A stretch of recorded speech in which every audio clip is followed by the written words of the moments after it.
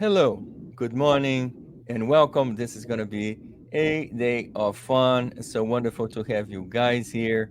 So, I have some experts here with me who will be sharing their insights, their knowledge, and educating all of us and what is that they do best. So, I'm joined today by Deb Dietz and Arthur Weiss, and Martin Schwern will be joining us a little bit later. So, Deb, would you like to say a few words, introduce yourself? Absolutely. Hello, everyone, and welcome. We're very, very excited today to launch our the Academy master classes, our series of master classes.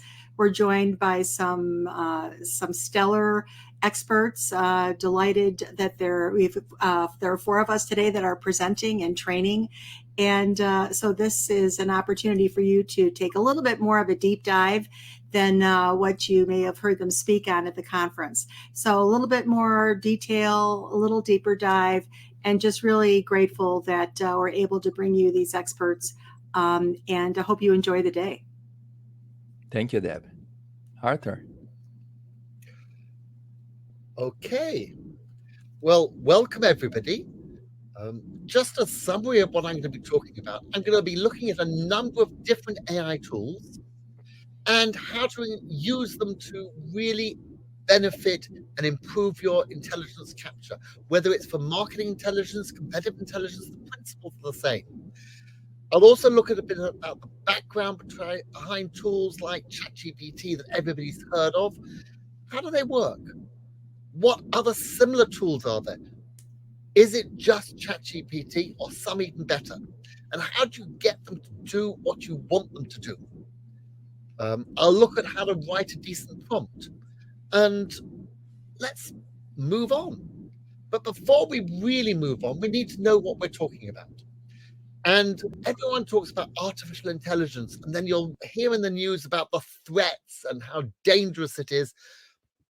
So this is a personal view, but it's important to distinguish between artificial intelligence, which is where we're at now with things like ChatGPT, and what's known as artificial general intelligence, which may come in the next 5 years, and artificial superintelligence, which possibly 50 years.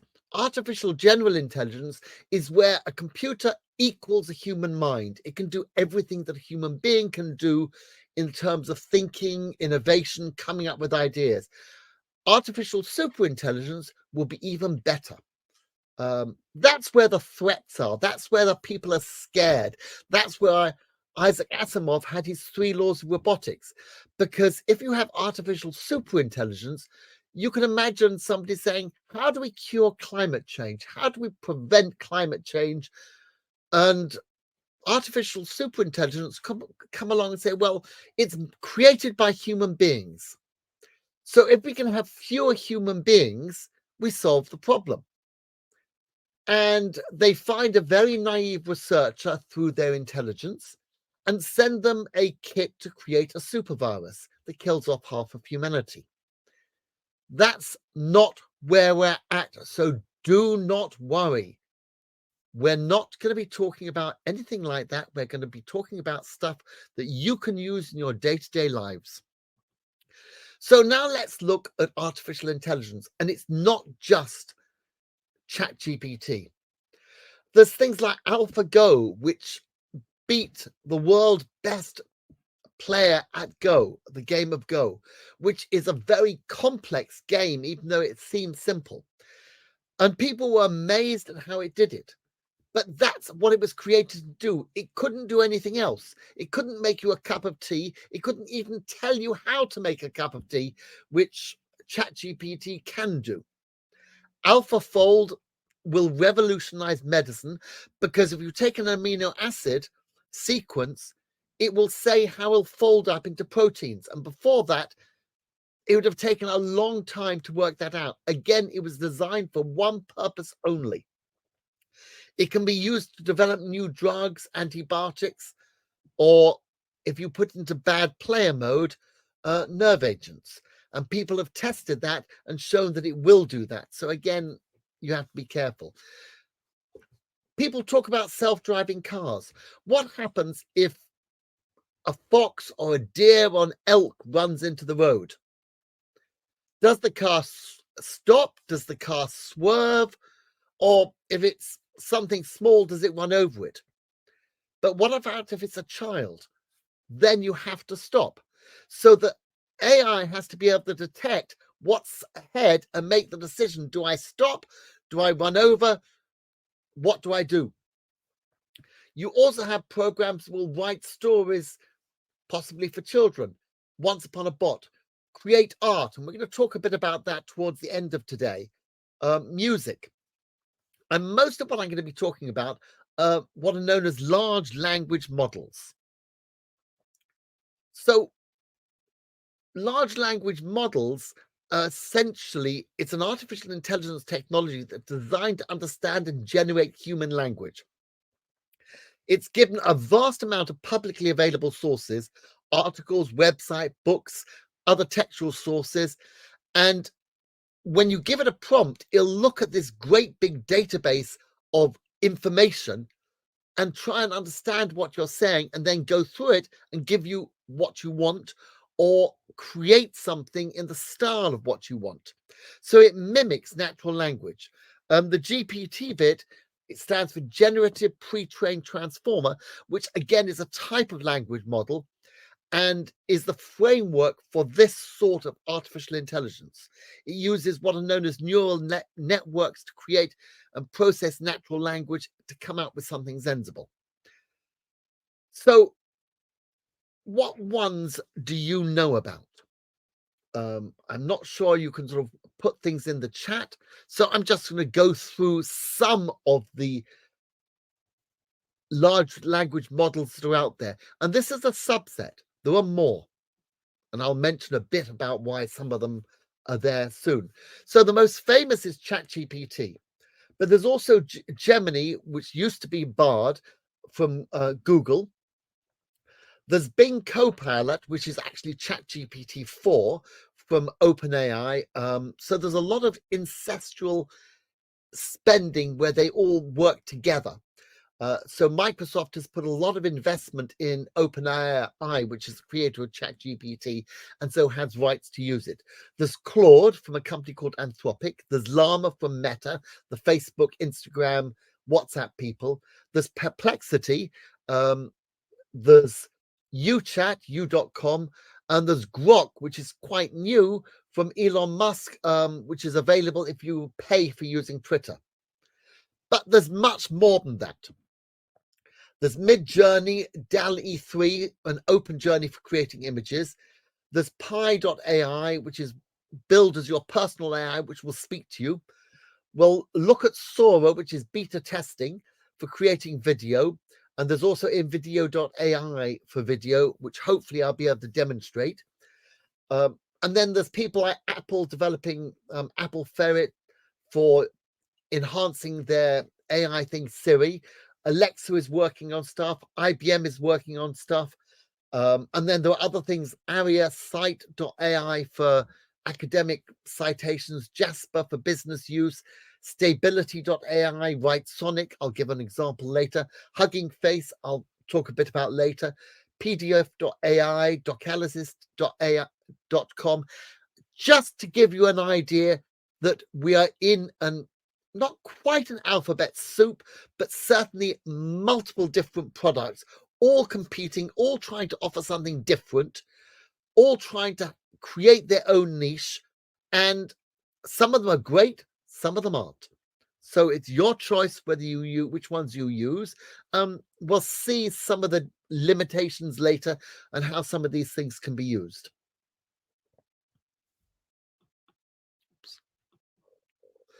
So what do I mean by a large language model? If I ask, what's your name? Most people will give their name. A few may ask why I want to know, and some may tell me to get lost or that it's none of my business.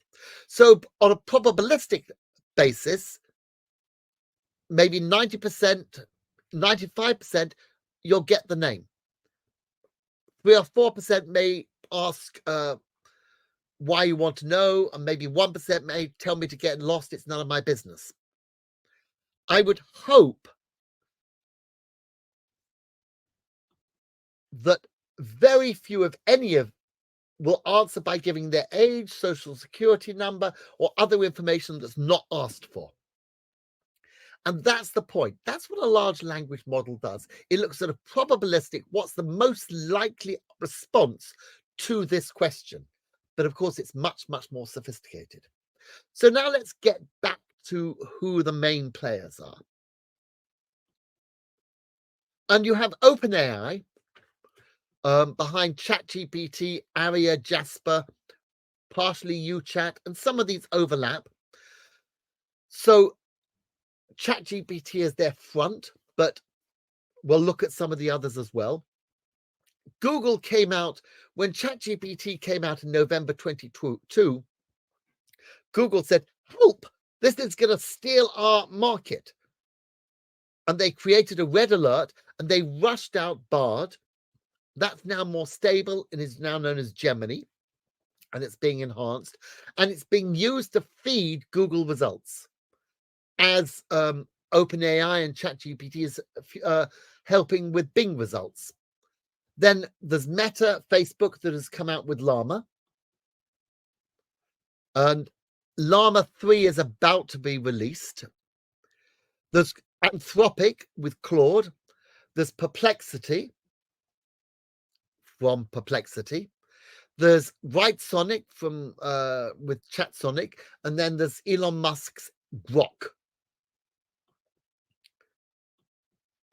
And then there's Amazon, Apple, IBM, as I mentioned, Hugging Face. Hugging Face is interesting. It's an open source platform for machine learning models, data sets, and so on. And I'll give examples because it's got some interesting things. You can I said about Llama 3 coming out. You can actually try Llama 3 if you go onto Hugging Face. And essentially, it aims to make neural language models accessible to anyone building an application.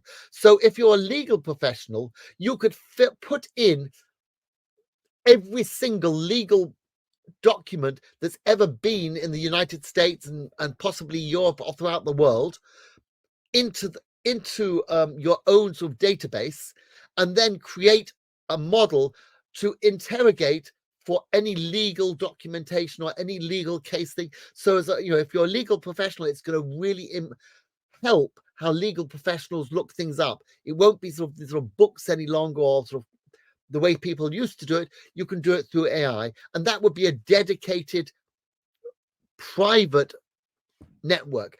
I'm not sure if this fully exists yet, but it's certainly going to very soon if it isn't there now. And that just gives you one example of how these things can be used. And Hugging Face would be a platform that would host something like that if you don't have it, as a dedicated one. But let's look at some history. And the first large language model has been dated back to something called ELIZA, going back to 1966. It was developed in 1964 and showed that you could have communication between humans and machines. It simulated conversation through pattern matching and used as a methodology that gave an illusion of understanding of what was happening. So you'd have something a bit like this, where you'd have a therapist. Is something troubling you? Men are all alike. What's the connection, do you suppose? They're always bugging us about something or other. Can you think of a specific example? Well, my boyfriend made me come here. So it's giving a conversation with a computer. But of course, things didn't really develop much beyond that. You also had Microsoft bringing an artificial human being called Tay that was not very clever because people trained it to be abusive and racist. So Microsoft killed it very, very quickly. So we're really looking at GPT version 1 from OpenAI in 2018. You then had GPT-2 in 2019, GPT-3 in 2020 with Wrightsonic, Claude the first version in December 2021, and nobody heard any of these things unless you were in the field.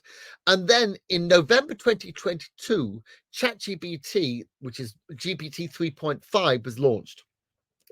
And that was interaction where you could actually type something in and get an answer coming back. Very quickly, Claude 2 came out. Perplexity came out as chatbots. By February 2023, Meta had produced Llama, you'd got Bard, and you had ChatGPT 4 with Copilot. There was a lot of interest in China. But if you put in questions like what happened in Tiananmen Square, it would tell you stuff the Chinese didn't like. So they brought out their own version called Baidu and essentially blocked OpenAI, and Gemini was already blocked because it was from Google, and they brought out something called Ernie. I'm not going to demonstrate Ernie purely because I don't speak Chinese. But if you do, you could sort of try that from Baidu. You then have UChat and Llama 2 coming out, Grok in November 23, Gemini in December 2023, replacing Bard. In February 24, the latest version came out, being enhanced. And in March, Claude 3 came out, stealing everyone's thunder, saying it was the most effective, fastest, most accurate type of sort of chatbot of this type. Questionable, and we'll see why I say it's questionable, and that's one of the issues to look at. And then something called Databricks, DBRX, in March 2024. I'll give a brief look at that later. And ChatGPT 5 has been promised for mid-2024. But I'm looking at the chatbot type things. It's not just chats. There's DAL-E 3 in June 23, with its predecessors a bit earlier, for creating genuine artwork, things that look great. If you're doing a presentation and you're worried about copyright, create your own images, create your own pictures, because that's what DAL-E 3 will do. So will Midjourney. At the moment, Midjourney seems to be sort of beta testing, and you have to sign up for it. I did manage to use it, and then I couldn't. And Sora is beta testing also for creating videos. And if we get a chance, we'll have a look at what some of those things do. So that's the timeline. By the way, at the end of this, I'll give everybody a link so you can actually download everything. But of course, it's going to be online so you can see it as well. So how can I use tools for AI? AI tools for competitive intelligence, for marketing intelligence, for business intelligence? Well, the obvious answer is searching. So in the old days, you would put a keyword in and it would give you a list. Well, with AI, you can put in a question and it will give you a compilation of different results. You should still check those results, as I'll mention in a second. You can also use it to summarize information. So you might ask for a quick summary, and you even specify how that summary is going to come across. Are you going to use a bullet point? Do you want to highlight key points, subheadings? You can use it for writing an email, or a proposal, or a post, or a report, or a poem, or a story. A Japanese author has won a prize where I think one chapter was completely written by an AI, I think by ChatGPT. It was in context. She said which bits were AI, which bits weren't. So ethically, if you use an AI product for something like that, ethically, you need to say, this is not my work. This is an AI's piece of work, but it can be done. It's being used, you can use it to create a medical diagnosis, customer service. You can use it for checking and debugging code. And I'm going to give brief examples of all of these. You can use it for data analysis, a bit like research summarizing, but taking things further, and also for translations. But always check your research results. The technical term isn't lying, telling untruths. The technical term is hallucinating. In other words, making things up. And they all hallucinate to a greater or lesser degree, depending on what you're asking. If you're asking it to write an email, it probably won't hallucinate. But you're asking it for references to something, it might. So you need to check what's coming up, making sure it's correct. That's why it's artificial intelligence, not artificial general intelligence, because we are still cleverer in that we can check what's there. The impact has been fantastic. If you look at how quickly Netflix took to get to 1 million users, it was over 3 years. Twitter, 2 years. Facebook, just under a year, and Instagram a few months got to 1 million users. ChatGPT was weeks. Nothing has got to 1 million users so quickly. And the interest over time, if you look before it was launched, May 2022, and then just see how the graph just goes up and up and up. Not just ChatGPT, but AI in general. People were always had some interest, but the interest has just mushroomed.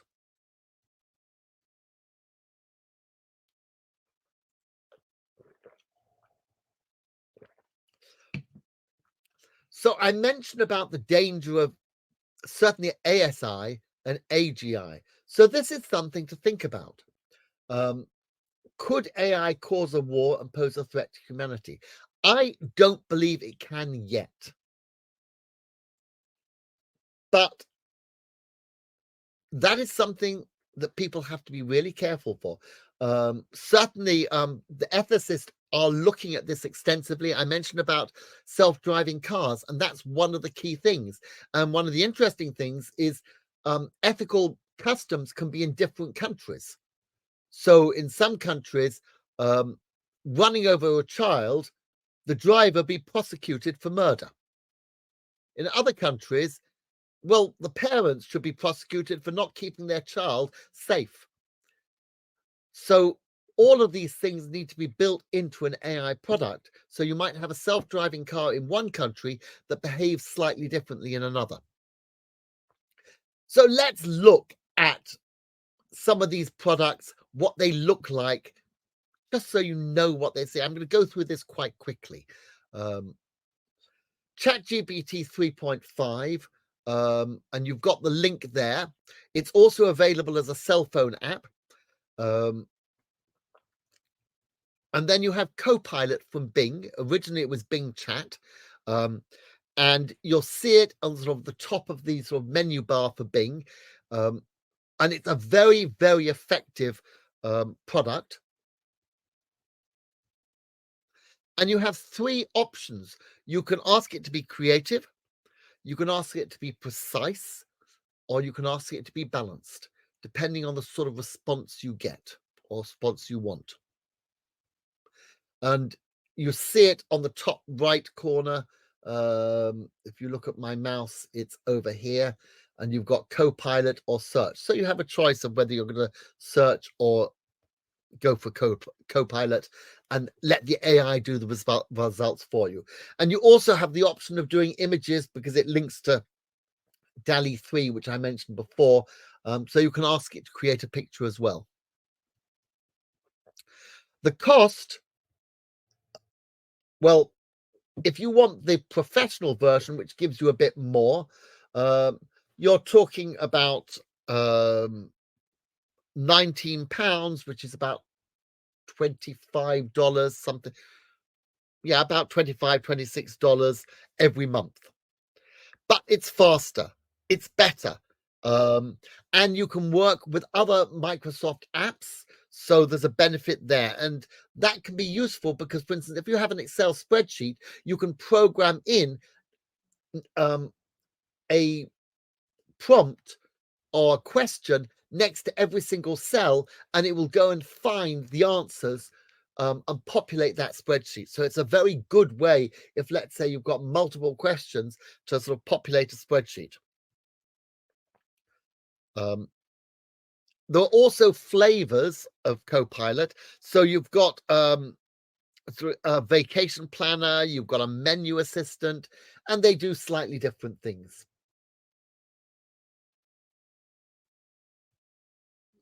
So you've got the designer for images, vacation planner, the cooking assistant, or even suggestions to be a fitness trainer.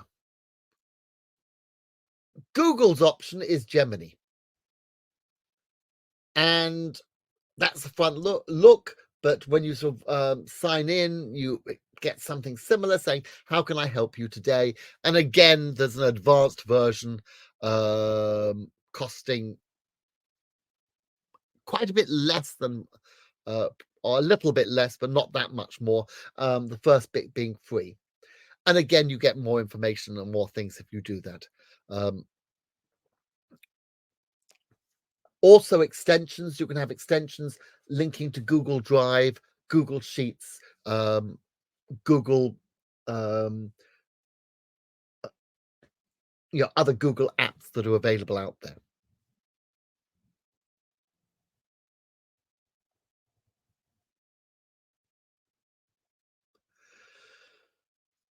So there are various extensions you can use, and this just gives you an idea of the sorts of things. Claude from Anthropic, slightly different. Again, you have to register. For a lot of these, you have to register, which is why it knows my name, because I have registers, I have used them. Claude will understand images. It doesn't, the free version doesn't generate images, but it will interpret images, and I think some URLs as well. A lot of them won't look at a URL if you paste something in, but some of them do. And again, I'm on the free plan, but you can pay for this for a professional plan, which goes up to £18 a month, depending on what version. There are 3 versions. There's the free version is known as Claude Sonnet. There's Claude Haiku and Claude Opus, which is the most intelligent model, gives you the most information. One of my favorites is Perplexity. Again, there's a free version and paid version, and we'll look at some of what Perplexity gives a bit later. I think it's actually one of the better tools. New York Times profiled it and said that this is going to replace search, it's going to replace Google, and for the journalist it was. So it's a very, very powerful AI product. So where knowledge begins. And one of the nice things is you can restrict it. So you can restrict it just to academic material or YouTube or Reddit if you want. Llama from Meta.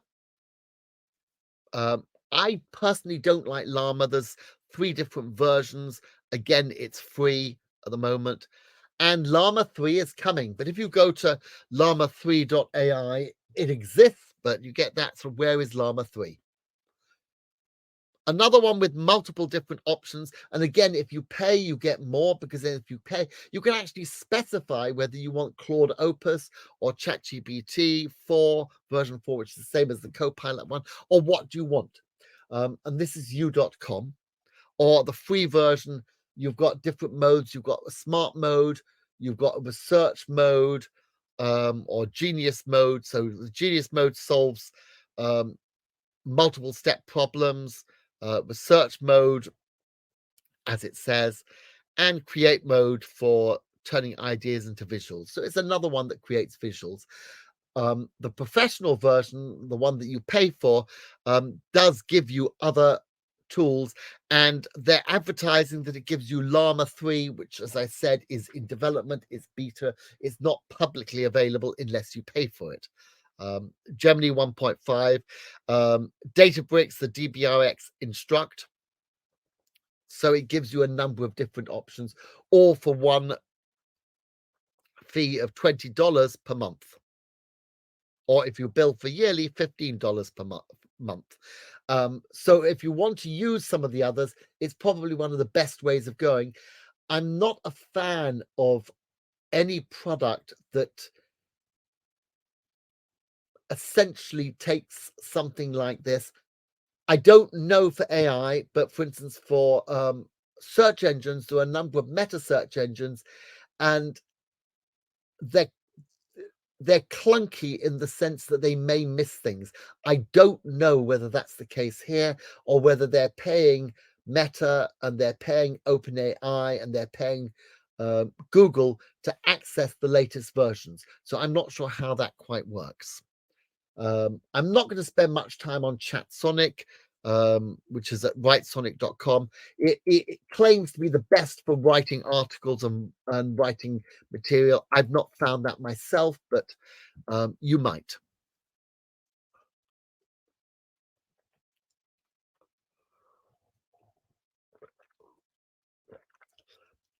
So already you'll have seen that there's a lot out there. There's still more. If you use the Opera browser, and I personally love the Opera browser, you get a free AI thrown in called Aria. And Aria is very, very good. I did a search on Aria that nobody, and I got results I knew were correct from other work, and nobody else gave me those results.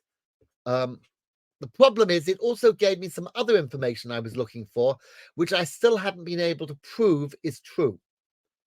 I'd like it to be true, but I haven't managed to prove it yet. But the fact it gave me some information that nobody else gave was a positive thing for me. There's Jasper that says it's aimed at sort of business use, and another interesting one is in video for generating videos sort of on any topic, which you can upload to YouTube or wherever you want to upload it, as long as it's legal. Because YouTube will say, we don't like this, it's not legal, and delete it. But assuming you've got a legal video, you could upload it to YouTube. But if you haven't, you can share it with whoever you want. And again, you have to put in a prompt. I mentioned about Hugging Face briefly, and that claims to be an AI community building the future with lots of different platforms. For example, Llama 3 is available as one of the options in the center, where you can chat with Llama, one of the Llama 3 models. And there are others as well. So this is what it looks like. And I'll give another example of Hugging Face later with the Databricks DBRX product. But to use any of these, you need to be able to write a decent prompt. And there's a new discipline out there called prompt engineering. And recent job advertisements have sought prompt engineers who know the secrets of getting answers from AI at fantastical salaries, well over $100,000. I don't really know what they're being paid for. Some are being paid by the companies themselves to test prompts to make sure the tool is working. But for companies, you should be able to write a decent prompt yourself. And I'm going to shortly present what I think is a foolproof way of designing a prompt that will get you the results. You still need to check the results, but it should help you whether you're writing an email, a business report, or summarizing a document. You can use it to design a new logo or an image. It's all in the prompt. So as examples, write a poem for my boss's birthday. Create a picture that shows a man working. Summarize the following text. Find me the best flights to Buenos Aires leaving next week. They're not really great prompts because it doesn't say anything about your boss. What sort of work is the man doing? How many words do you want the text summary to be?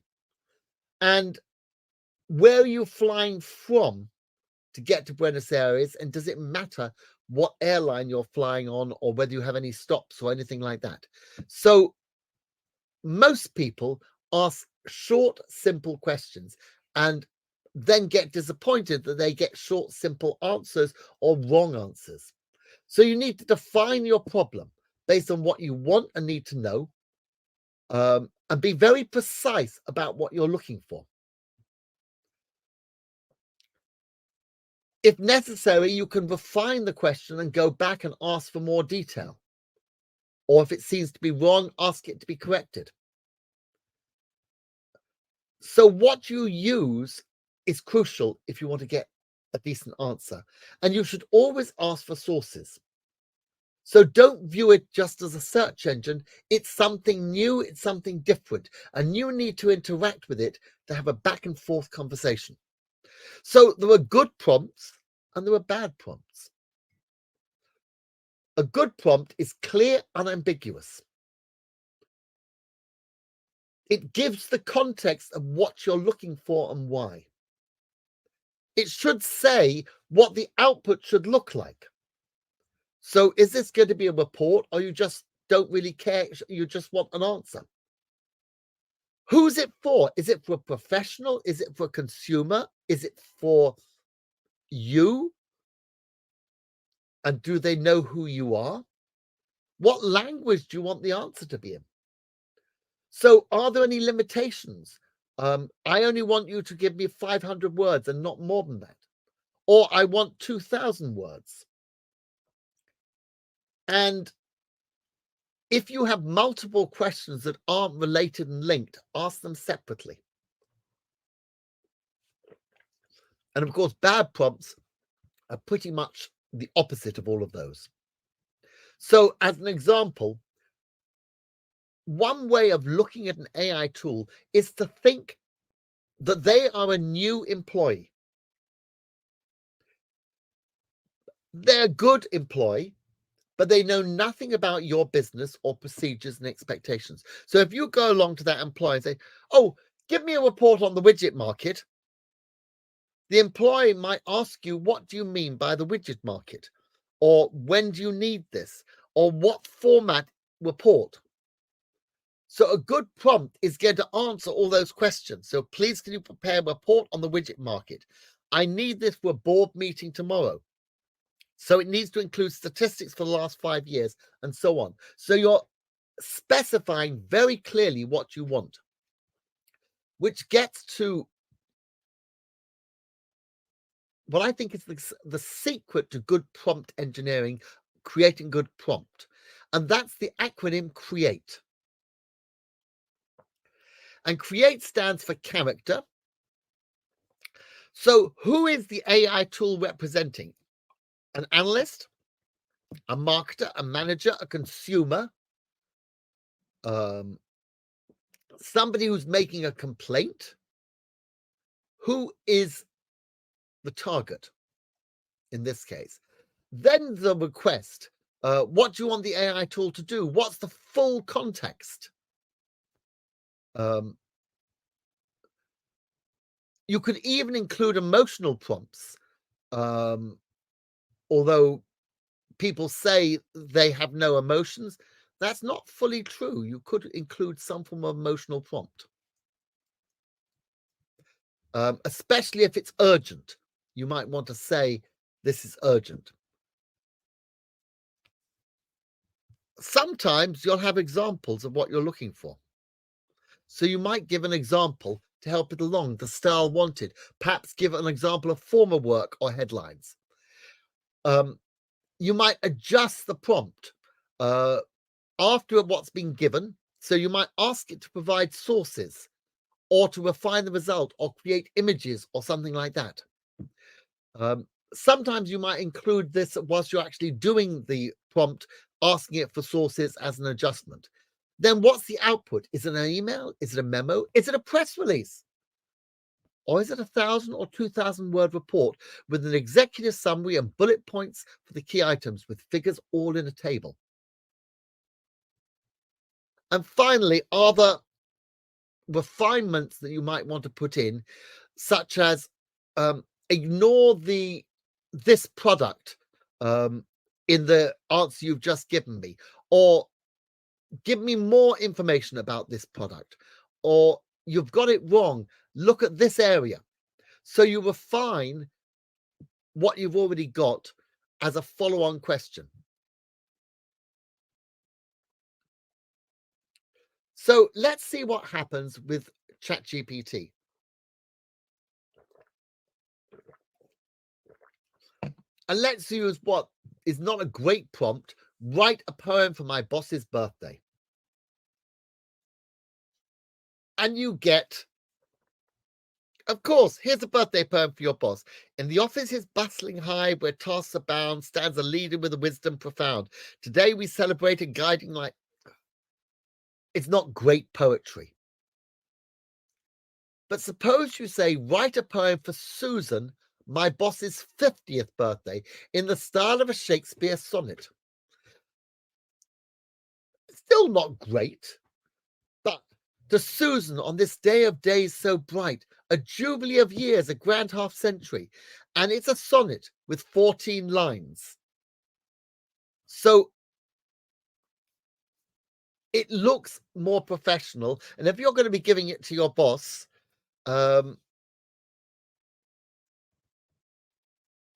as you probably worked out from my accent, I'm English. I don't know if the term brown nosing is an English term or English and American, but certainly you have to be your boss has to have a sense of humor to send her stuff like this, or the Gemini equivalent, for Susan, or the Bing co-piloted equivalent, to Susan on this day of days so bright, a jubilee of years, a grand half century, or fair Susan doth proclaim this day her prime, through whispers turns to shouts of half a century. Claude at least does give some sort of apology. I crafted this original Shakespearean style sonnet specifically for your boss Susan's 50th birthday, without reproducing any copyrighted material. I focused on capturing the formal poetic structure and language typical of Shakespeare's sonnets, hence the 14 lines, while celebrating her milestone birthday and her leadership role. I don't think this is Shakespeare's style or good enough, but at least, you can put it as a birthday wish, and she'll probably appreciate it and say, oh, aren't you clever for writing me something like that? Until she realizes that you know how to use AI properly. So how do you choose an AI tool? Well, we've already talked about paying for them. So are you going to go for free or paid? If you go for paid, you do get more, although not always that much more. How recent is the information? Some AI tools give more recent information than others. And some will give sources, some won't. Some will give you rubbish, hallucination. They'll make stuff up. And in some cases, they'll make stuff up that just does not exist. I've asked in the past for a list of the top 5 authors writing books on competitive intelligence. And 2 of the authors, one had written papers but hadn't written a book, and one hadn't written a book, or had definitely not written a book, but it made up a book that it claims she'd written. So it got it completely wrong. That's a hallucination. But you only know that when you check. If you don't check, all the 5 people named were people involved in competitive intelligence. They're known as competitive intelligence experts. And people will ask them questions about competitive intelligence. They just hadn't all written books. So you need to check what's there. What seems to happen is the AI tool doesn't know, and rather than say, I'm sorry, I don't know, tries to give you an answer. And by trying to give you an answer, it finds stuff that may fit and assumes it does, or pulls stuff from one source and combines it with another and hope that you won't check. So other things are plugins. Will it link to Excel? Will it link to Google Sheets? Your own personal preference. And how good is the analysis? So it's things like that you want to look at. So let's look at the first thing, the recency sources, ChatGPT 3.5. And at least ChatGPT is honest here and says, I don't have the information because I was last updated in January 2022. So in other words, what it's saying is all the data I have is old. When I did this as an example, it was 6 hours before after the story was published. So it's very, very recent. And Copilot from Bing ChatGPT 4 obviously uses Bing results and manages to search the news and gives me the right answer. As does Gemini, possibly for the same sort of reasons. But Copilot gives me sources at the bottom, and again, but Gemini doesn't, which is annoying. I have to ask for sources. So that's an adjustment.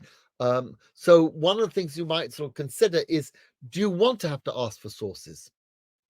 And again, you need to check the sources. Claude doesn't know because it only goes up to August 23. And as far as I know, the paid version also only goes up to August 23. I've not been able to confirm that, but from what I've looked, that's what it looks like.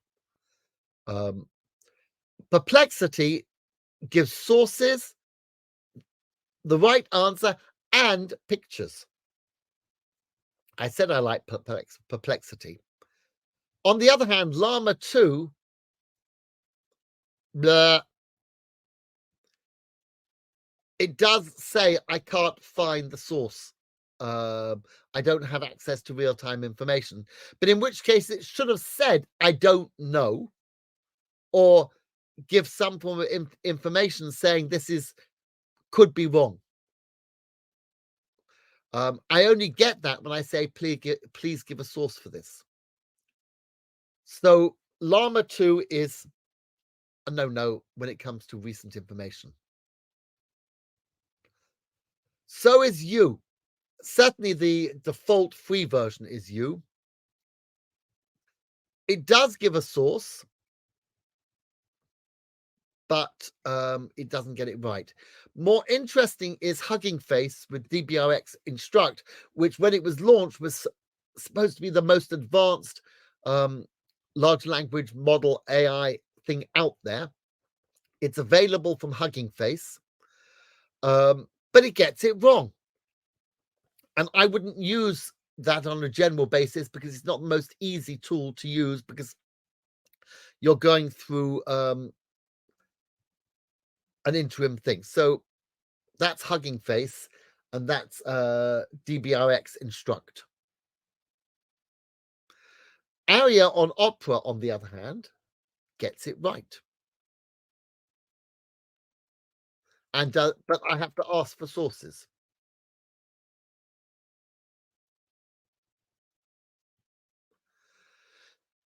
And ChatSonic also gets it right. And if you ask for sources, it gives you them. Now let's look at a different thing.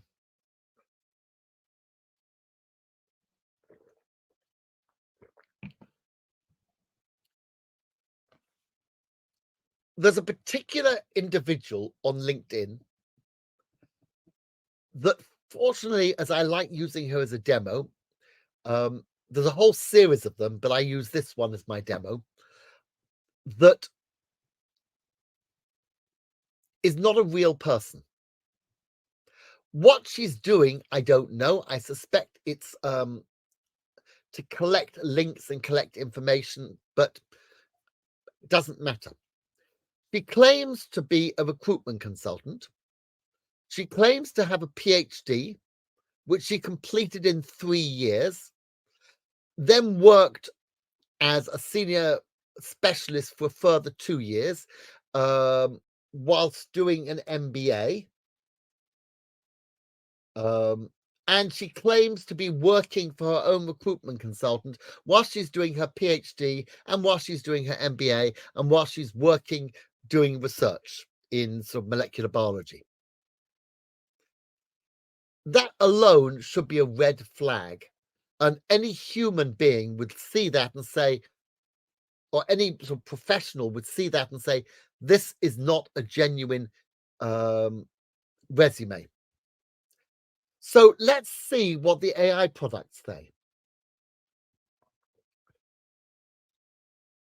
So when you download this, you'll see her sort of blurb all about her.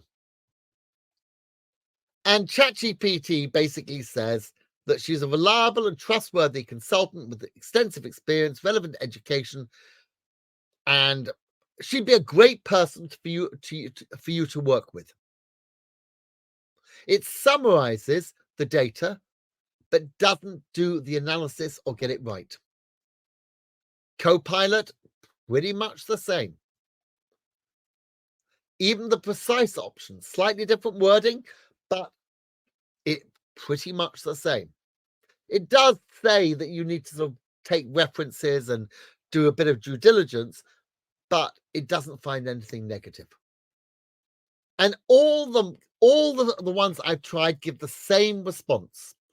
That her educational qualifications, which I've just said, say there's something funny, make her seem great. Now, for me, I found this interesting because I've done this before, not with Claude 3, but with Claude 2, the previous version. And the previous version said, based on the information provided, there were a few factors that suggest Pamela may not be the most reliable or trustworthy recruitment consultant to work with. And it points out that the 20 years experience, whilst also getting a PhD and also getting an MBA, doesn't work. And that she's too broad. Normally, if you're recruiting at a specialist level for senior people, you're a specialist, and she seems to be sort of working with everybody.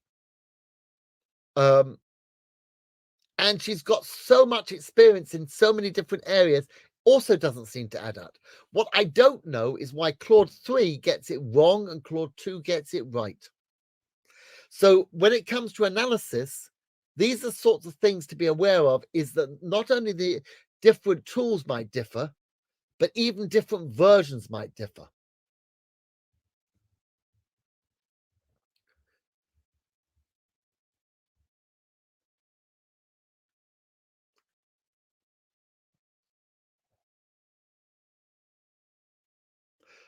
So hopefully you've read the answers there, and let's look at how I can use tools for AI CI.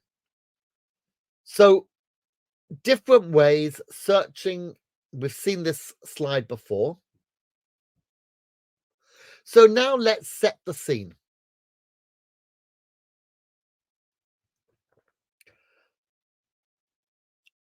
I'm a market analyst. I work for a technology company with interests in multiple markets, including business to business and consumer.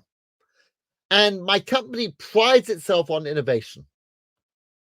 And my management has identified an opportunity for entering into a market they've not yet been in.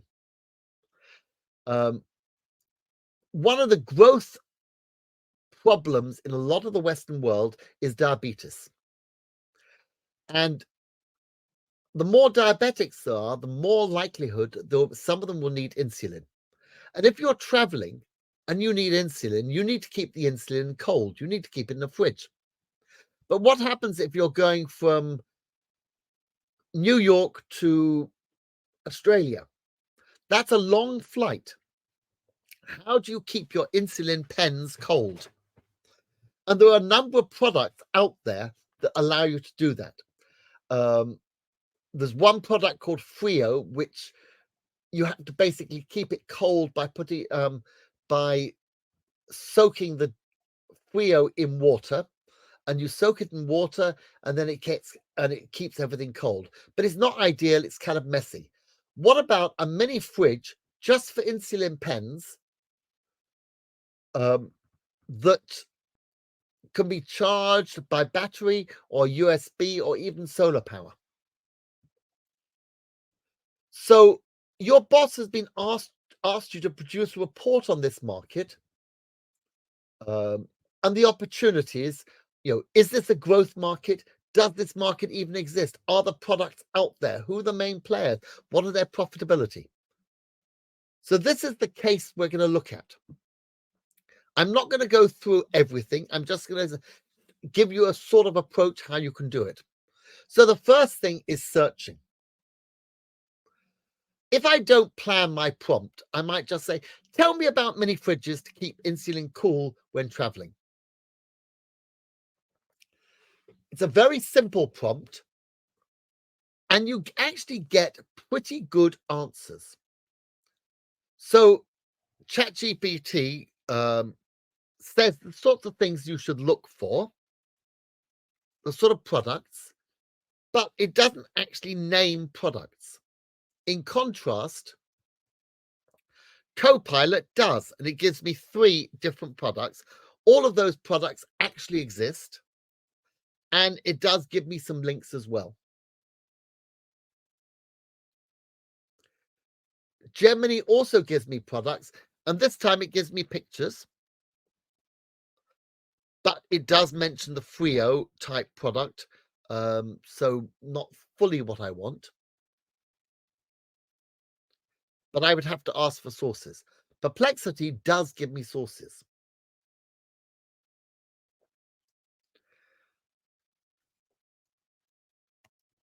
And I said that I would look at Databricks and Instruct via Hugging Face, and Hugging Face does give me similar sorts of answers. And it gives me 3 options, and they're not bad options. And it says what I should look for. So the sort of things like temperature range, how portable is it, the reliability, and the price.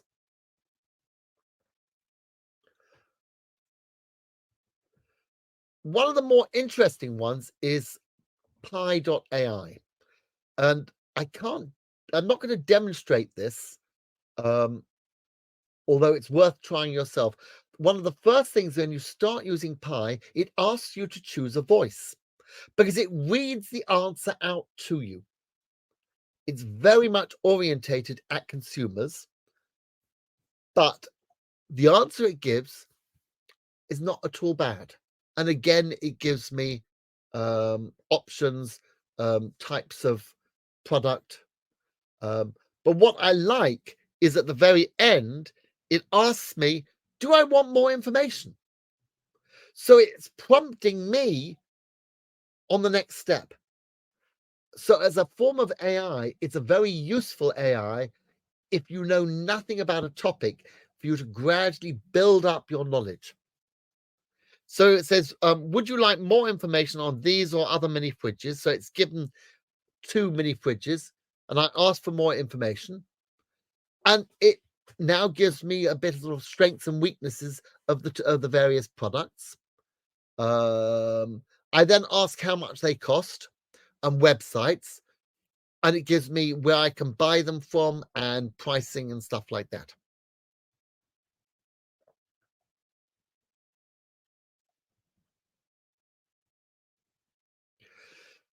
So results are acceptable.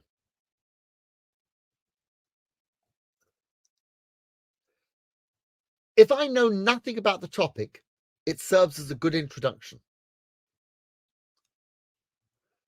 And some tools give general information and some give slightly more specific information, namely products. The point is they're all giving different types of information, which is why if you only stick with one, you may be limiting what you're getting. They're all working slightly differently. And with that prompt, They're all consumer-orientated results with no market information. And in the case of Gemini, an example which is not a mini fridge at all. So as a start, it's fine. But because I've got to give this to my board, it's not good enough. So let's construct a better prompt. In this case, I can use create, the acronym I mentioned before. So I'll say I'm a market analyst. I work for a technology company with interest in multiple markets. Company prides itself on innovation. And then saying why I'm doing the request. And then how do I want the results to come out? Sort of, please summarize information on the market. And please provide sources. But at the moment, I don't have examples, and so I've got no adjustments. So this is the prompt I'm going to put in. And in this case, I'm only going to look at Copilot, Gemini, and Perplexity because they're the ones who gave me recent data. I'm not interested in stuff that might be 2 years out of date. So when you're selecting, if you're asking somebody to write an email, it doesn't really matter, or a poem, it doesn't matter. But when you want the most up-to-date information, then that becomes important. And that's why I mentioned recency in the beginning.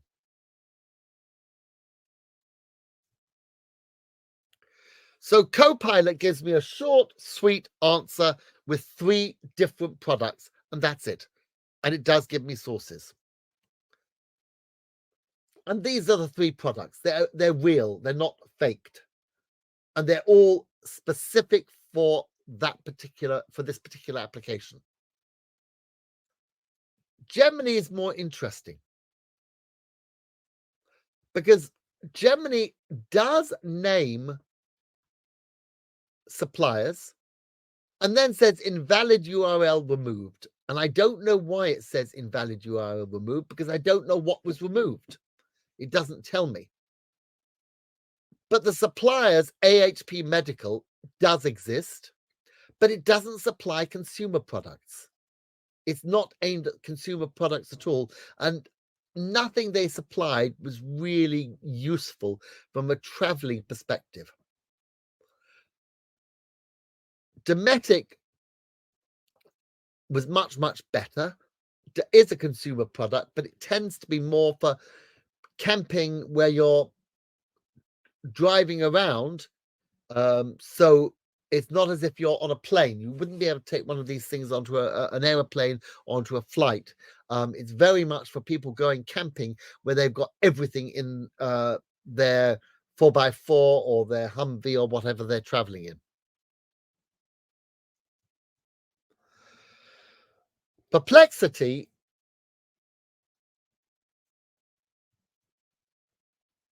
I liked. It gave an answer, it gave sources, it gave 4 key players and products. What's interesting is the 4th isn't really a valid product. Or if it is, I couldn't find it. If I searched for super efficient refrigerator, I would find refrigerators that were super efficient, but not as a brand name. Whereas there is a solar direct drive brand name.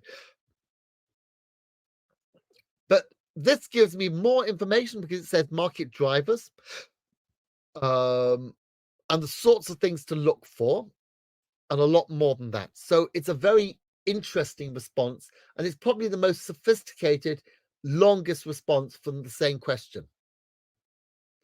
So what have I learned? Well, each tool took a different perspective. Copilot named 3 suppliers and gave me a bit about them. Gemini did also and gave additional information for suggestions for research. Perplexity named 4 suppliers, although, as I said, one of them doesn't look real, but things like market drivers and also alternatives. The other thing, there was virtually no overlap in the suppliers. So if I'd have only used one AI product, I wouldn't have got the range of suppliers that are out there, and they're all slightly different. I've also got next step. So verifying the information on suppliers, looking at the suggestions for further research, looking more at the market, and looking at each supplier. And what I can also do is look for news on the market, any developments or patents. Nobody mentioned patents to me, but then I didn't ask. So maybe that's something I should ask as a refinement or as an extra. One came back with a word kegerator, which is a fridge specifically used for beer kegs and cans, but can be repurposed. It also suggested a solar-powered fridge, so that's another alternative. Kegerators aren't the right product unless you're going camping and you've got lots of space, but it was an interesting alternative. And Germany didn't give me consumer-focused results. And as I mentioned, the perplexity result may be wrong. So that's searching. What about writing and drawing? Or what about writing? So I could ask for bullet points. So I've got a slightly different prompt this time.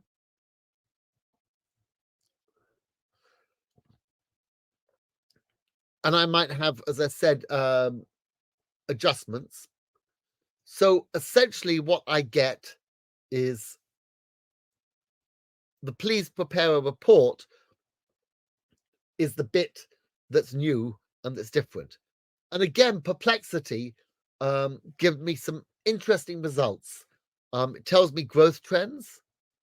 It mentions key players, different key players. All of these are genuine. In fact, I think these are probably better results than the previous ones because all of them are very much focused on insulin. Notice Dometic does appear again. And it gives me market potential and opportunities and even a table, sort of growth table. I need to check these sources to make sure they're valid. But if they're valid, I've virtually got the report I need to give to my management. There's very little else that I need to do. And I was lucky. So Perplexity is a great tool and I like it a lot, but I won't just use Perplexity. I will use, as I said, I'll use Claude, and my default is Copilot because it's easy when I'm doing a search on Bing.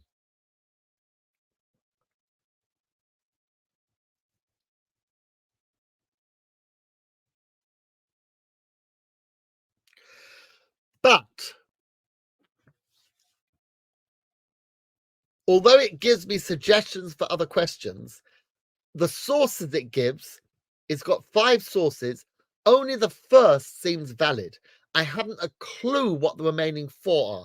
When I talk about hallucination, this is just they're nonsense. The other 4 sources, other than the first one, are just a load of rubbish. But the first one is relevant. And if I follow its advice and ask for things like who are the main players in the medical mini fridge market, I also get other information. I get graphics, I get graphs. So again, things that can be very, very useful. What about writing? I can use it to write an email. So suppose I'd purchased one of these products and it had gone faulty. I can get ChatGPT to craft an email for me, which I should correct and edit to put in words of my own. But it's much quicker when you're not quite sure what to write, to ask something like ChatGPT to do it for you and then edit response.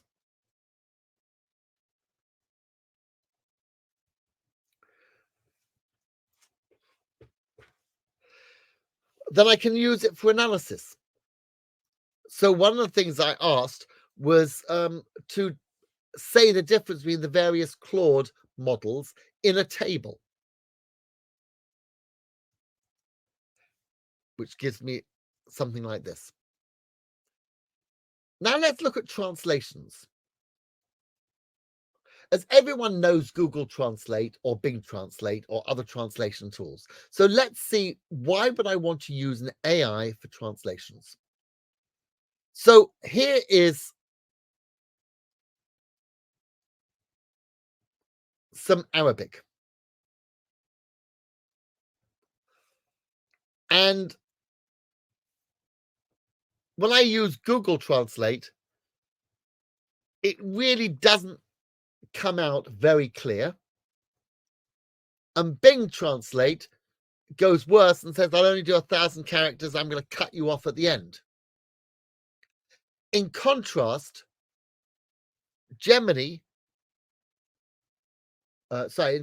Copilot gives me a valid translation and says that it's from the Quran chapter 2 verses 6 to 16, and I can't vouch for the translation, but certainly if you look at a copy of the Quran, it's a workable translation. If you look at the Bing's effort and Google's effort, you can see that it's pretty much the same. Indeed, those who disbelieve, it's all the same to them whether you warn them or do not warn them, they will not believe, versus those who disbelieve, whether you warn them or not, do not believe.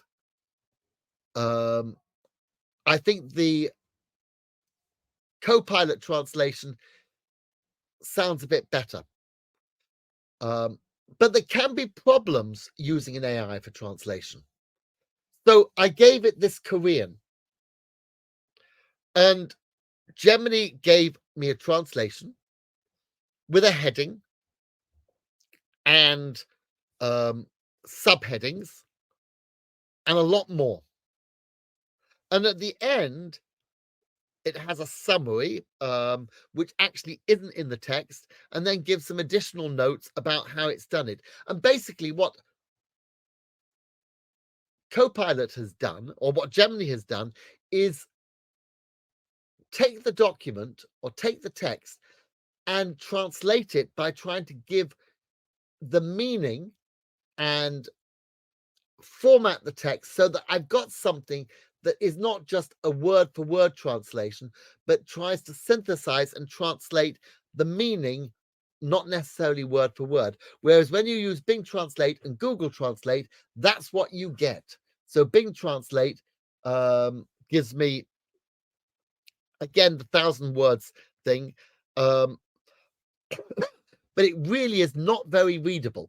So if I was using this, I'd probably have to go back in and edit it to make it slightly more readable and slightly more accurate, whereas the AI version is probably gone too far the other way.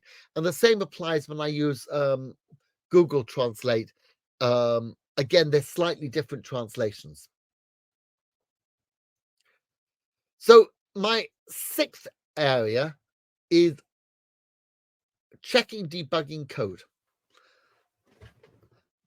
There was some JavaScript I had, and I wasn't sure what it did.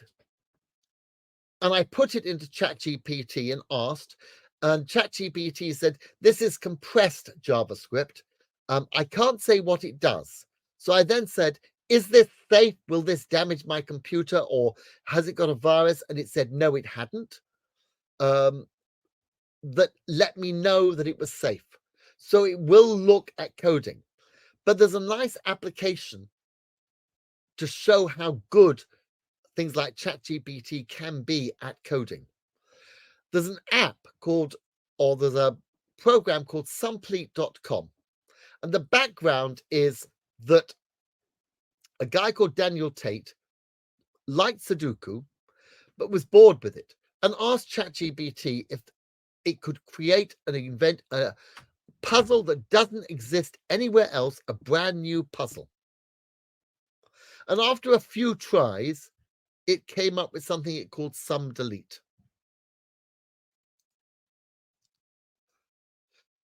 And he then asked it for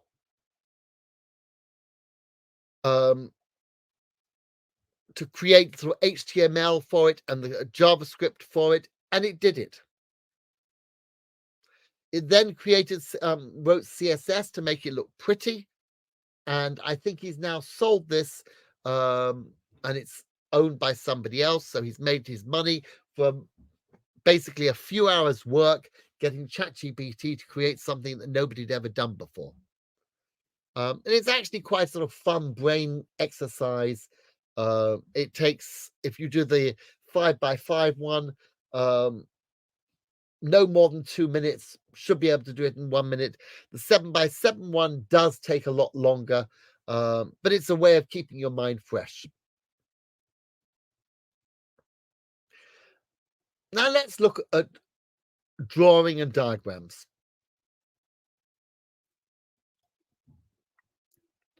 So going back to the writing, but this time doing drawing.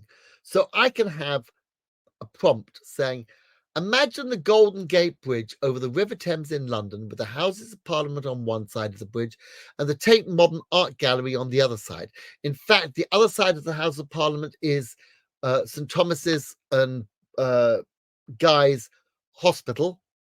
It is not the Tate Modern. The Tate Modern is another building a bit further along. But who cares? I'm asking the AI to produce something. And this is what it comes up with. Nice, pretty pictures that absolutely doesn't exist. And if I wanted to use this, it's copyright free.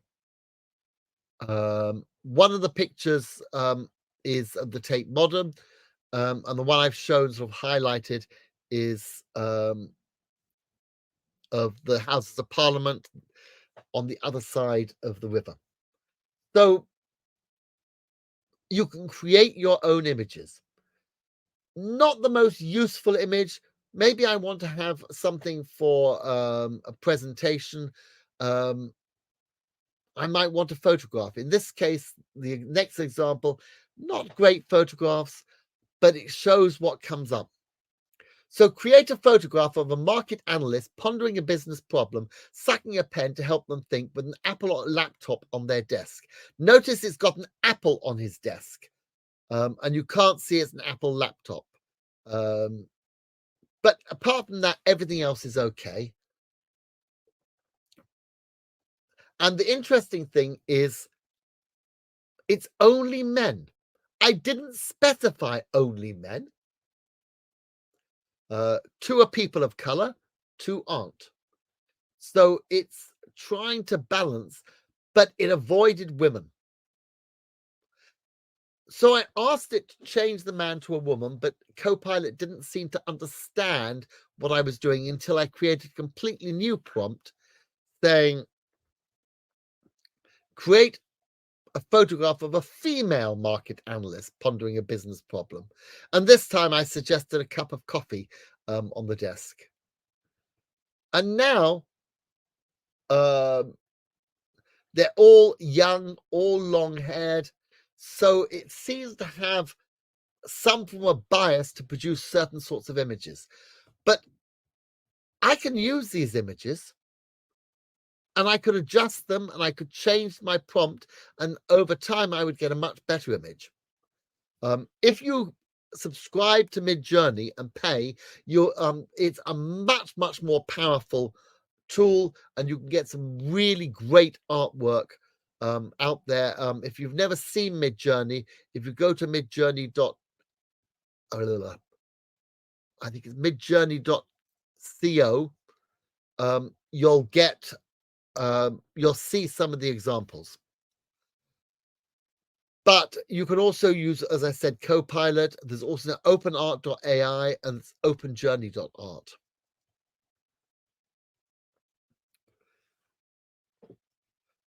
So I'm not sure. I'm hoping this is going to work.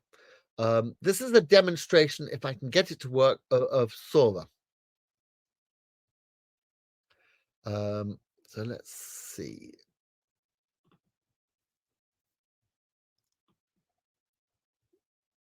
No, it's not. But that is a created image. Let's see if I can.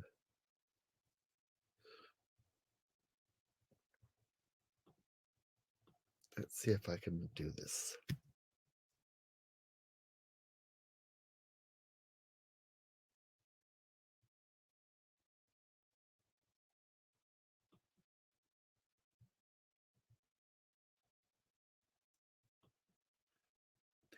if we get a chance, I'll try it a bit later.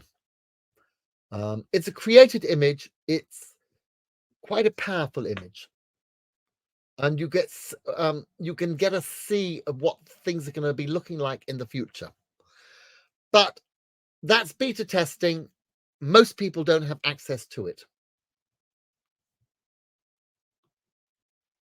So we're going to look at a slightly different video, and hopefully this one will work. And this is ai.invideo.io. And that's what it looks like. And this is the prompt. So I'm a market analyst. Management see an opportunity for them to enter the consumer market for medical mini fridges. And you can read what the prompt says. But this is the video that came out of that prompt. Ever wonder what challenges diabetics face while traveling with insulin? Insulin, a life-essential hormone for diabetics, needs to be kept within a specific temperature range to maintain its effectiveness. But here's the catch. Maintaining this temperature during travel can be a real challenge. Fluctuations in temperature can lead to potential health risks, turning a simple trip into a health hazard. Imagine the peace of mind a reliable solution could bring. The solution to this problem might just be a product our company could develop. So, what options are currently available for diabetics on the go? It's a vibrant market with a variety of solutions. From insulated pouches to portable travel coolers, these products are designed to maintain the optimal temperature for insulin.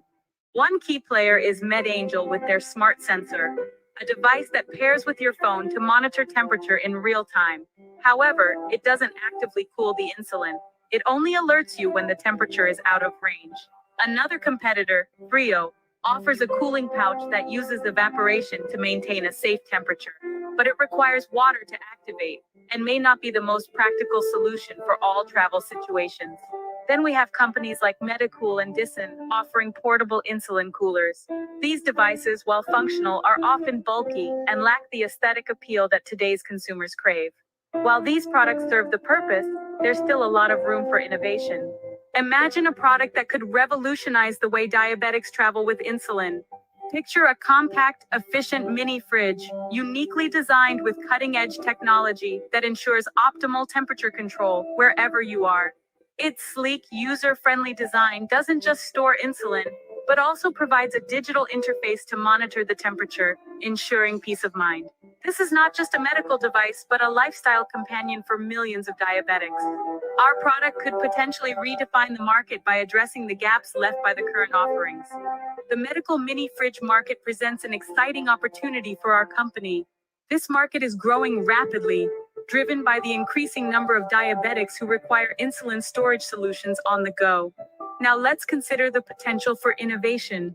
Current offerings are functional, yes, but they lack in design and user-friendliness. This is where our company can make a difference. Our track record of creating innovative, user-centric products positions us perfectly to disrupt this market. Imagine a mini fridge that not only stores insulin, but does so in a way that is sleek, compact, and easy to use. A product that caters to the user's needs and lifestyle.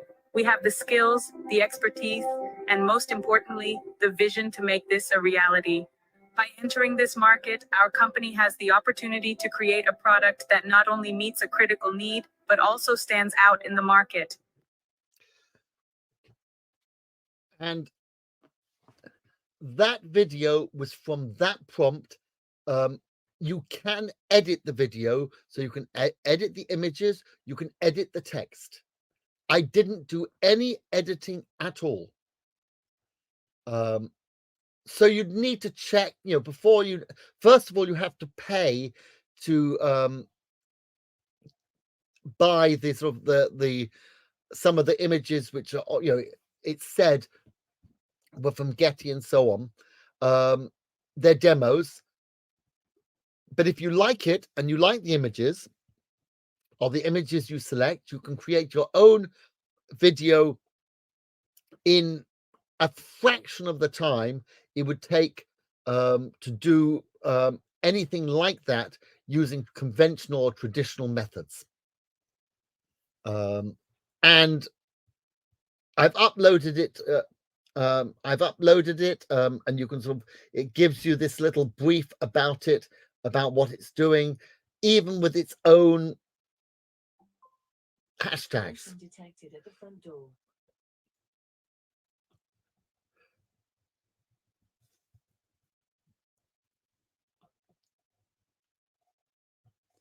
So, Ever wonder?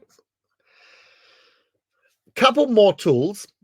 I talked about summarizing. There are dedicated products that will summarize information. One is called docanalysis.com, and you can give that a URL. You don't have to download everything necessarily, and it will actually take what's there and do the analysis, or you can download it. In this case, I downloaded the information. So I gave it Apple's annual report. And you can ask it to summarize, you can ask it to do a lot of things. In this case, I just said, what did I say? Yeah, how has Apple performed in 2022 compared to 2021? And it's given me a 1-paragraph answer. But I could ask it anything about the Apple annual report. So as a summary, I can get information, and it gives me the page number so I can actually check what it's doing. There's another one that does this called PDF.ai. The problem with PDF.ai is it limits the number of free attempts that you can use. So I've used up my thing. It does the same sort of thing as Docanalysis, so I can't be bothered with it. But if you like it and you prefer it, and are willing to pay for it, then go for it. So to finish off, and then I'll take any questions. AI tools are still developing.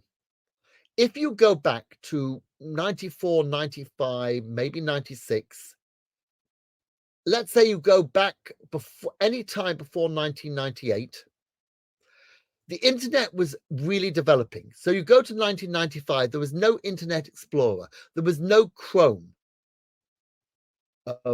You're using tools like Netscape and browsers that have pretty much disappeared. You may be even going before the first big search engine, Alta Vista.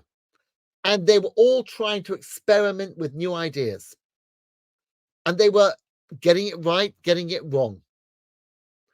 And then Google came along, and Microsoft was there, and they weren't sure what they were doing. And they also started, first we had MSN search, and then Live, and now you have Bing.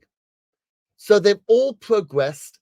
And now it used to be virtually every country had its own search engine.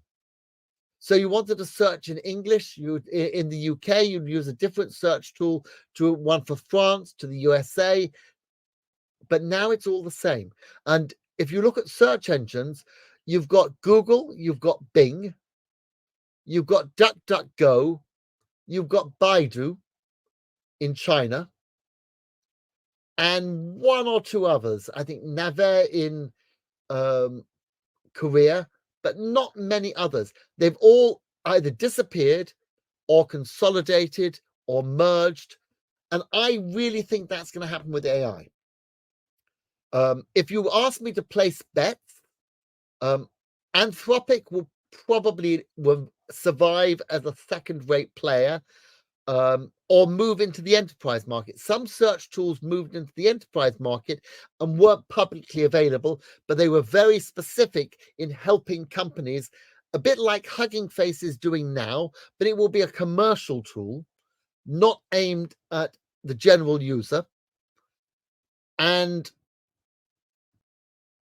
Anthropic has had massive amounts of investment from people like Microsoft, Google, as well as the ones their own. So Google's not just investing in Gemini, it's also investing in other products. It's playing the field, seeing what's available. Llama, because is Meta, will probably stay there. Although I like Perplexity, it's kind of independent. So will it survive? I think it will be acquired or be beaten. And I would say that OpenAI may be acquired eventually by Microsoft. It was almost happened when OpenAI, in a sort of argument, booted out their founder and CEO Sam Altman, and then everything went belly up, and he was pretty much invited back. One of the reasons that Elon Musk created Grok was because he felt that OpenAI's original mission was going wrong, and he didn't like it. So he said, right, I can do this myself. And that's where Grok comes from. Grok is supposed to be humorous, sarcastic. If you ask it a question it doesn't like, it might give you deliberately a rude answer back. So I don't personally see Grok remaining other than a niche tool. I would see Perplexity possibly being a niche tool, but OpenAI will survive, as will Google, purely because Google's too big to allow itself to fail. But it may lose the first place in the search arena. It may be overtaken by Bing and Copilot. So I see things happening like that. Some of the niche products like Docanalysis will probably be integrated in some of the other products and will disappear. So that's how I see things will be happening.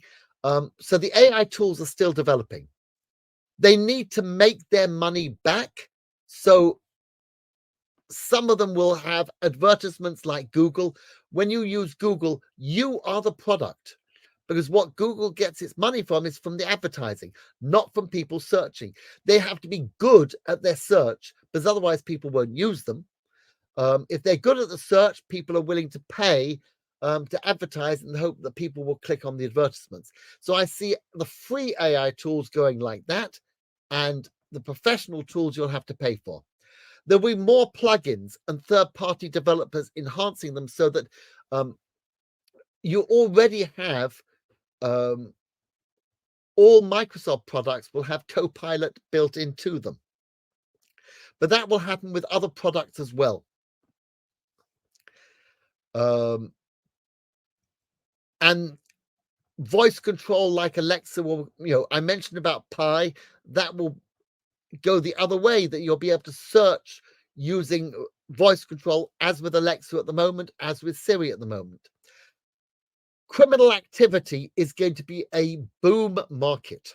It already is, with tools like WormGBT, which basically can be used to create very effective phishing attacks.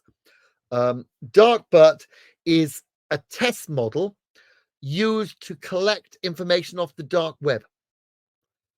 It's actually academic, but it could be used as a bad actor. And the fact it's going onto the dark web means it's finding information from the dark web. One of the things about information on the dark web is that it's more text-based. It's going to it uses slightly different language, slightly different approaches. So Darkbot takes that into account. WormGBT was essentially developed by hackers.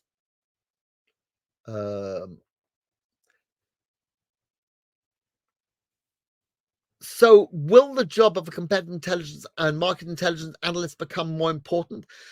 I believe it will, as a sense checker within organizations, able to sift out fact from fiction and provide real answers. It involves the use of AI, but it will be expert AI. The way you can view it is, if you ask most people, are they good at driving a car? And most people will say they are. Well, if that's the case, why are there so many car crashes? The reason is most people have not really been trained to be advanced drivers. So there is a role for the advanced AI user. And that can be the CI analyst, acting as that sense checker, using AI to gather information and refining what's there so that it becomes useful and gives competitive advantage. And finally, there's disinformation. And if you don't know what you're looking for, you may believe what you see, and you might not be able to distinguish what's fact and what's fiction. So I'm going to give some examples of that. Some which I think is slightly whimsical, and one which I think is slightly scarier. So if you put into Google, and I said that Google is starting to get information from AI products. If you put into Google, you get these sort of tidbits at the top, which gives you sort of some form of answer. How many countries in Africa start with the letter K? And you get this nonsense answer. While there are 54 recognized countries in Africa, none of them begin with the letter K. The closest is Kenya, which starts with a K sound, but is actually spelled with a K sound. It's always interesting to learn new trivia facts like this. Now, of course, that's nonsense. ChatGPT has got better. It used to give you this. So it was slightly better. It said there were 3, Congo being the second one and Comoros being the third one. In fact, the real answer is for the countries starting with the letter K, you've got Kenya, Kazakhstan, Kyrgyzstan, Kuwait, Kiribati. The only country with a letter K is Africa. So in Africa is Kenya. But let's look at another example. And this is the real danger. I said that I'm not worried too much about AI as a general thing. The problem is disinformation and deliberate disinformation. Imagine the world's most influential individuals gathering in the frosty Swiss town of Davos. The World Economic Forum, an annual meeting of the world's economic and political elite, serves as the setting for this tale. It was here that the groundwork for a world government was laid, with COVID-19 serving as the catalyst. The story unfolds with the emergence of a novel virus. To the world, it seemed like an unfortunate, unforeseen event. But those who have looked at this know otherwise. The virus was part of a grander plan. A plan. This was something I created as a demo to show how easy it is to create a disinformation video. I used InVideo.ai, the one that we showed before. In this case, I edited the text slightly, but I haven't edited any of the pictures. So this video took me 5 minutes to generate.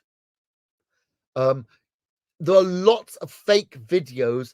It will become very, very easy to demonstrate. You can say that QAnon is real. You can say that the October 7th attack on Israel never happened. You can say the Hitler's Holocaust never happened.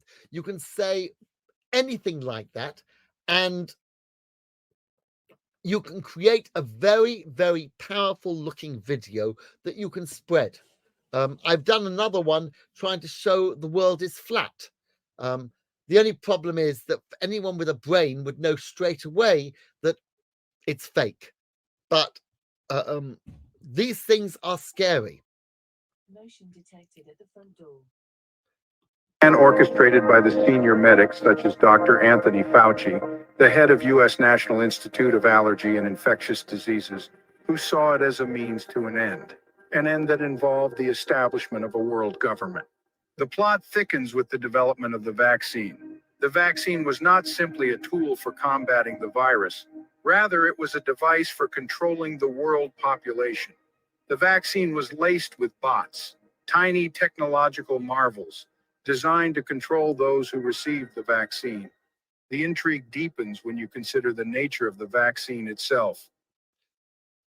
Fortunately, some sites will pick up deliberate disinformation. So I uploaded this to YouTube thinking I was going to demo it from YouTube. And fortunately, YouTube said, get lost. This is a fake video or disinformation video, and it was removed from YouTube. So there is hope, but it's always after the fact. So we need to be aware of the benefits of AI and how they can really help our work. But we need to be sense checkers. We need to be able to say, look, it looks good. It looks powerful. Yeah, it was generated by AI. That doesn't mean it's right. So I'm going to finish now. And are there any questions? Imagine the world's Sorry. Are there any questions? And you can download this. I'll leave this up. And I'm going to Motion detected at the front door. I'm going to finish now, but I'm going to try and get the I'm going to try and get the YouTube video of Sora up.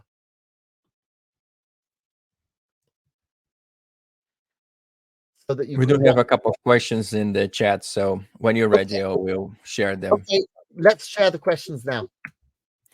Okay, so the first one is, can you share your perspective about the ethical considerations that businesses should keep in mind when utilizing AI tools? So AI and ethics, what should we keep in mind?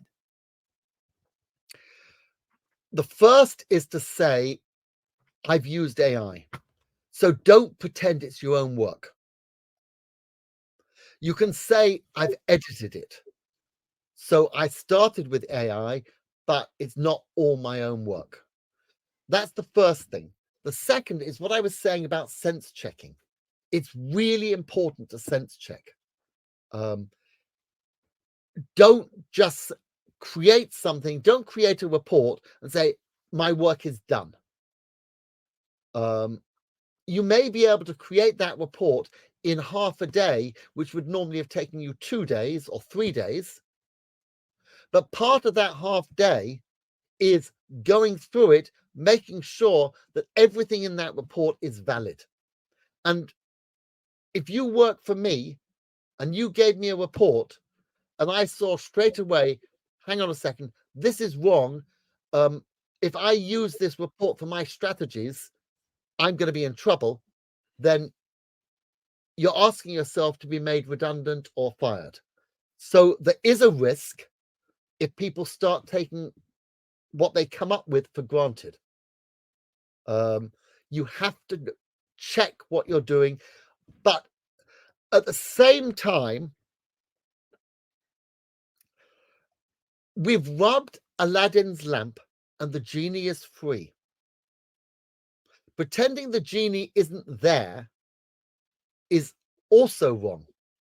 So if there are two companies, one is using AI for its competitive intelligence, marketing intelligence, for product design, for product ideas, for analysis, and the other says, no, AI is dangerous, we're going to do things the old way, I believe that the one that's using AI is going to be much faster to react, much more innovative, come up with ideas, have a better understanding of their market than the second one, which will eventually disappear. Okay, so the next question is about application. So this is probably more a bot than anything else, but can AI be used to automate repetitive tasks so that human resources can be freed up for more value-added work?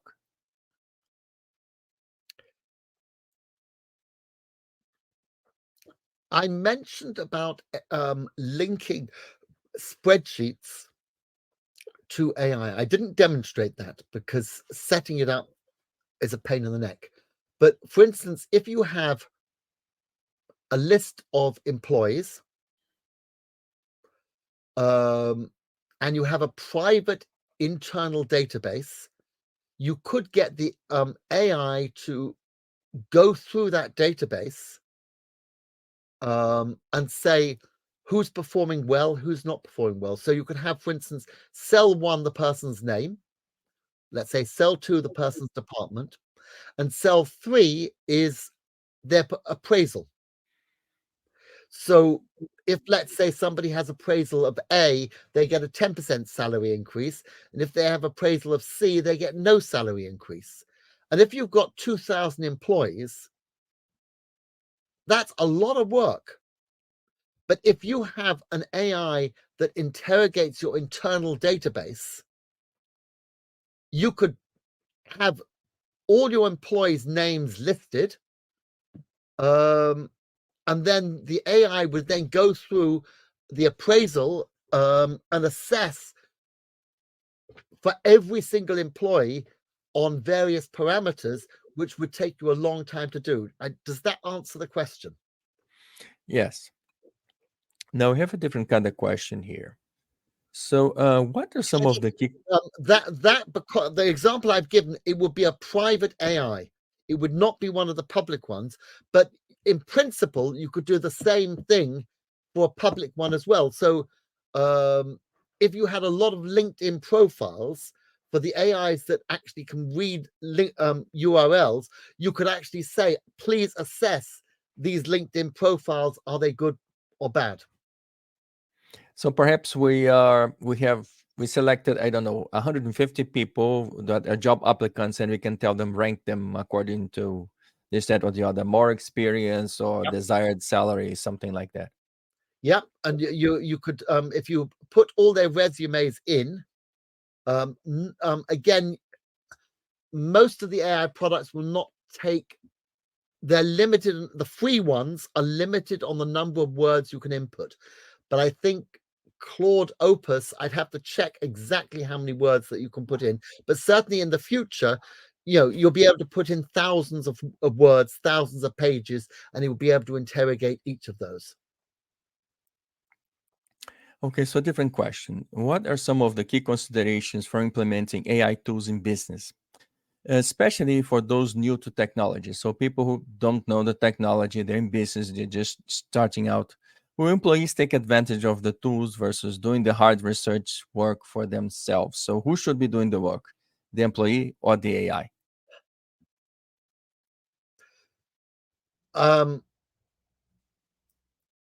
If you know nothing about AI,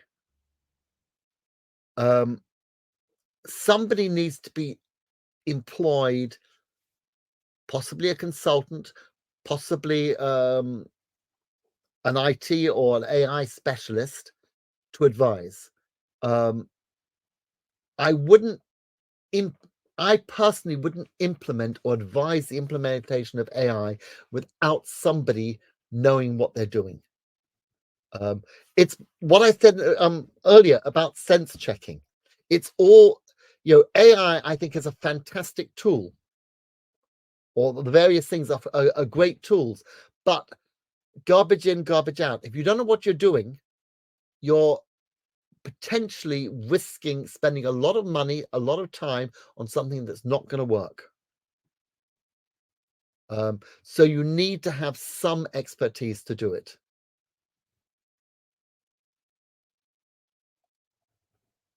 Does that answer the question, or are there any sub-questions to that? Yes. So the sub question was, can the managers make sure that people aren't taking the easy way out? So will the manager have to check or double check that, well, you didn't produce this report, you actually had AI do it and you showed it to me. So you kind of gave an example where if you give a fake report, the boss will find out and you get fired. But what if it's not so easily discoverable?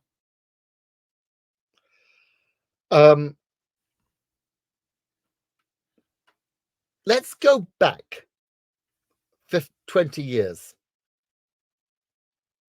No, let's go back not even 20 years, maybe 10 years. Within the UK at the moment, there is a scandal. There is a scandal because the post office, the organizer, in the UK, if you want to buy stamps or get a passport or various other types of document, you go to the post office and you buy stamps. A lot of the post offices, so it's not the people who deliver the post, it's the people who sell the stamps. And a lot of the people who do that own their own businesses, and they're small businesses, and they do it as a sideline. So they may be selling newspapers and chocolates and groceries and all sorts of things, but they also sell stamps. And to do that, they had to have a contract with the post office. And the post office installed an IT program called Horizon. And Horizon was supposed to be doing everything and monitoring and basically doing the finances and everything for each of these small branches. The problem is Horizon had bugs in it, but the post office refused point blank to believe there were any bugs. So when a post office had lost thousands of pounds, they blamed the post office owner for embezzling money, not that the software was at fault. The result of that was that some of these post office people were prosecuted and sent to jail. Some of them committed suicide for the shame of being accused of being a thief.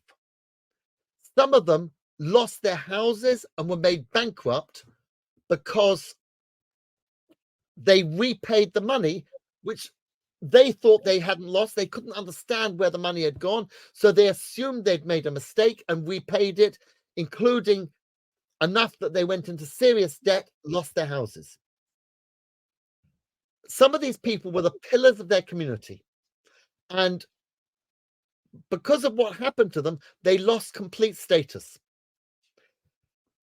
It took several years before people realized something is wrong. Enough people this is happening to who were pillars of the community. It can't be all these pillars are dishonest. So they started getting together and they did a lot of research work, and eventually they found people saying, actually, Horizon is at fault. But the post office refused to accept it. They said, this is software, this is IT, it doesn't make mistakes. It has been billed as the biggest miscarriage of justice in British history, with several thousand people losing jobs, losing money, going to jail. And the people who testified in court when it came up saying these people were at fault are now being investigated for having perjured themselves because some of them had been warned. So the answer, I think, to the question is that as a manager, if somebody comes along to you and says something is wrong and you ignore that, you are responsible. If somebody comes to you and say, nothing is wrong, this is what I believe is the case, and you say, yeah, okay, I go with that, you as the manager are responsible. Sorry, I'm kind of harsh there, but I'm relaying the reason why I'm harsh. Wonderful. Okay, so those were all the questions. So Arthur, thank you so very much. And folks, we will take just a small break while we're switching presentations, and I will see you soon. Okay, thank you very much. Thank you.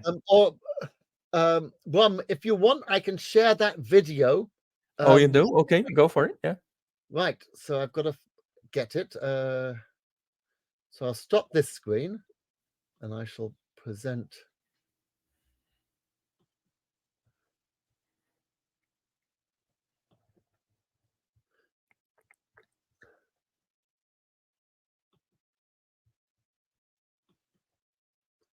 Right.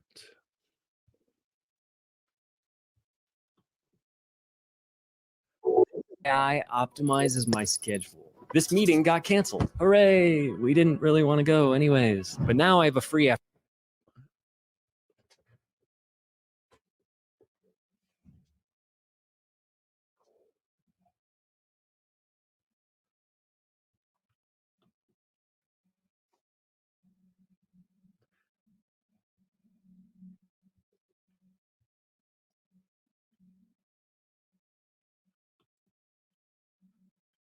I'm not sure that's...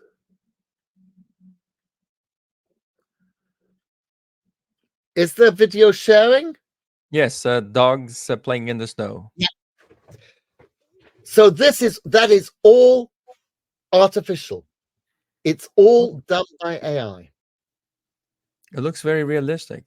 The I know. birds on the tree. Yeah. Wow. No. Oh, wow. That's interesting. Tiny red pandas running around in a petri dish. Okay.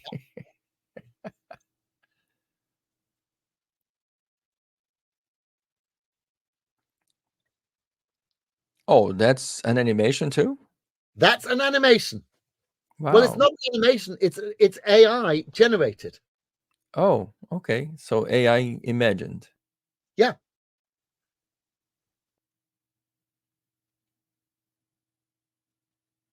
Including the faces. They're not real people. These are fake people.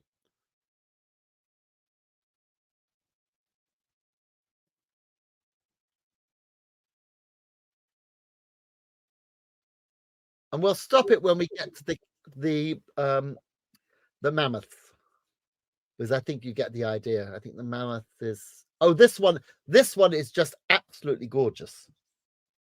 Wow, it's amazing. Is the street real or imagined too? I think it's imagined. Wow.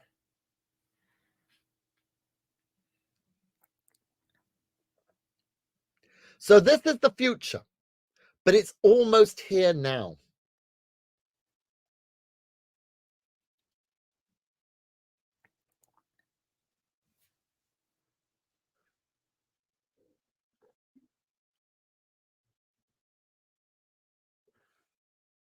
Oh, the next one.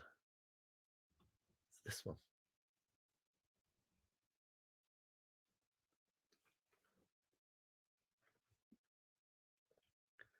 Again with the dust.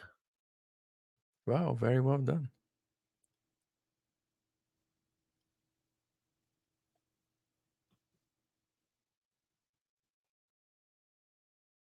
That's possible. Yeah, exactly. This is what I was saying.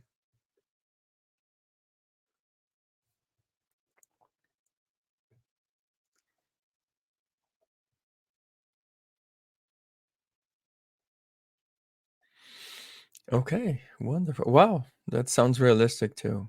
Yeah. It looks like it's a very powerful engine that can come up with. Look at the details. The OpenAI. yeah. So it gives you an idea, and I shall stop the screen now and hand back to you, because I think you're on next, aren't you? Yes, I am. Again, thank you so very much, Arthur. It was a wonderful class. And folks, so just take a 30-second break and I will come back with the next session. See you soon. Okay, I'll say bye-bye and thank you very much. Thank you.